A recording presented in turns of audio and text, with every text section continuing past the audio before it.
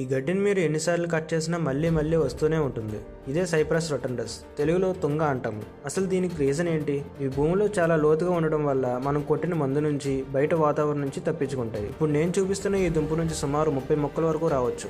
ఇది రెండాకుల దశలో ఉన్నప్పుడు మనం మందు కొట్టి నివారించవచ్చు. కింద దుంప కూడా చిన్నగా ఉంటుంది కాబట్టి కుళ్ళిపోయే అవకాశం ఉంది. కానీ వన్స్ ఇది బాగా ఎదిగిపోతే కింద దుంప ముదిరిపోయి మనం ఏ మందు కొట్టినా ప్రయోజనం ఉండదు.